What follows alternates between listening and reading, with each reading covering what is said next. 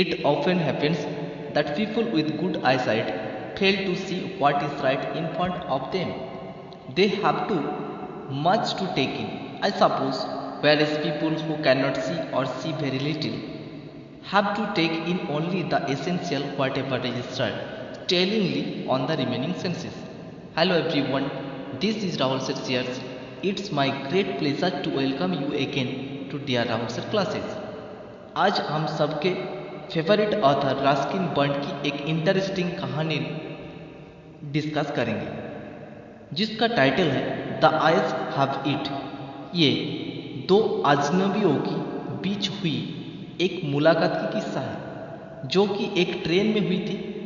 दोनों ही दृष्टिहीन हैं पर दोनों ऐसा प्रिटेंड करते हैं वो देख सकते हैं। छोटी सी कहानी है बट बहुत ही इंटरेस्टिंग कहानी है। So let's start our story and try to understand better through this video clip. It is an adaptation of a story titled, The Eyes of It, by legendary Indian English writer, Ruskin Bond. He is an Indian author of British descent. In 1992, he received the Sahitya Akademi Award for his short story collection, Our Trees Still Grow in Dehra. He awarded the Padma Shri in 1999 for contributions to children's literature. He now lives in Landore near Mussoorie. We dedicate this animation to him.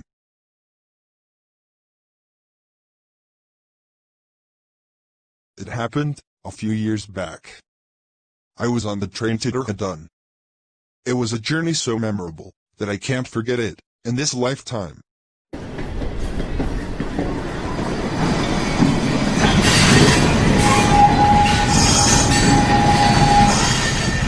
In the train, I decided to play my usual game, pretending to be normal.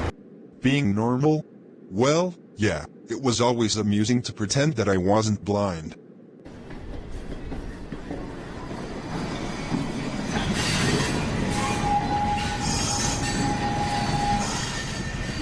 I had the train compartment myself up to Rahana. Then a girl got in.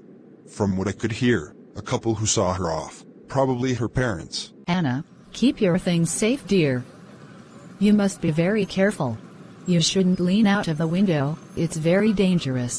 And don't talk to any strangers, honey.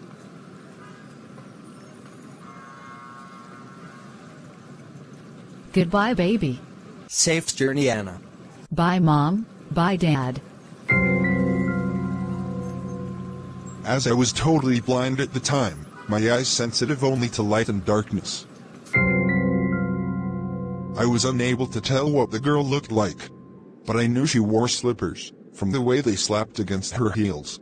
It would take me some time to discover something about her looks, and perhaps I never would. But I liked the sound of her voice, and even the sound of her slippers.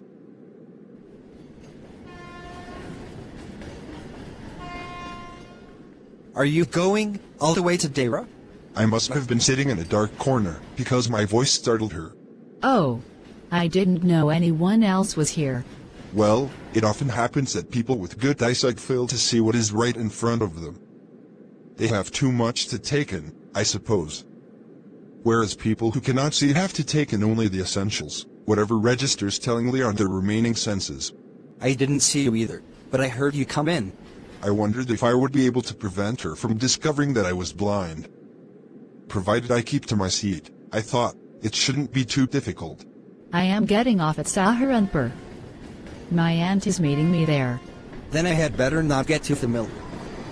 Ants are usually formidable creatures. Where are you going? To Dehra and then to Mussoorie. Oh. How lucky you are.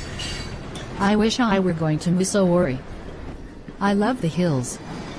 Especially in October. Yes, this is the best time. The hills are covered with wild dahlias, the sun is delicious, and at night you can sit in front of a log fire and drink a little brandy. Most of the tourists have gone and the roads are quiet and almost deserted. She was silent.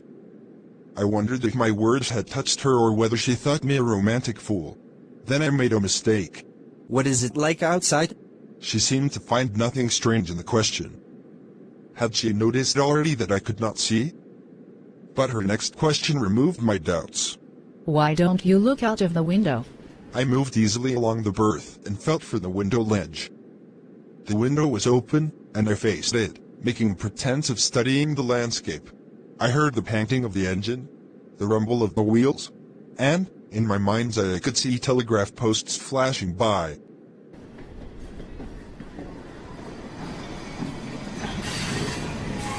Have you noticed that the trees seem to be moving while we seem to be standing still? That always happens. Do you see any animals? I answered quite confidently. I knew that there were hardly any animals left in the forests near Dera. I turned from the window and faced the girl, and for a while we sat in silence. You have an interesting face. I was becoming quite daring, but it was a safe remark. Because I knew that few girls can resist flattery. It's nice to be told I have an interesting face.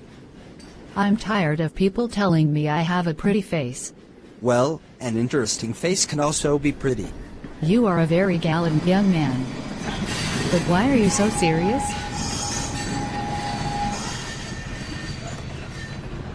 I thought then that I would try to laugh for her.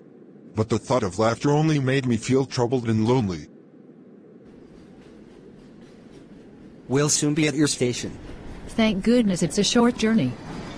I can't bear to sit in a train for more than 2 or 3 hours. Yet, I was prepared to sit there for almost any length of time, just to listen to her talking. Her voice had the sparkle of a mountain stream. As soon as she left the train, she would forget our brief encounter. But it would stay with me for the rest of the journey and for some time after.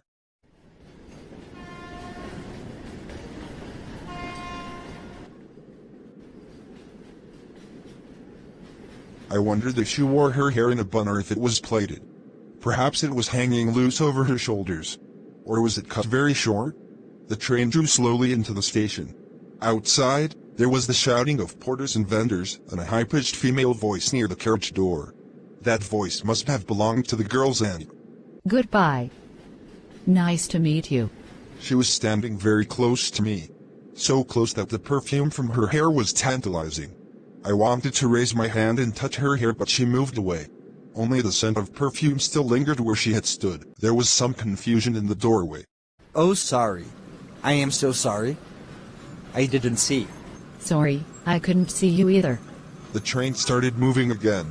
I found the window and sat in front of it, staring into the daylight. That was darkness for me. Once again I had a game to play with a new fellow traveler.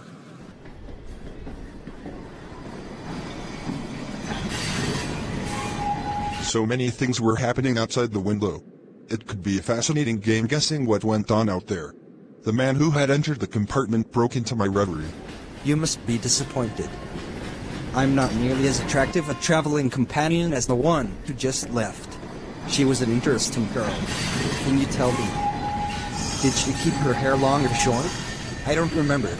It was her eyes I noticed, not her hair. She had beautiful eyes, but they were of no use to her. She was completely blind. Didn't you notice?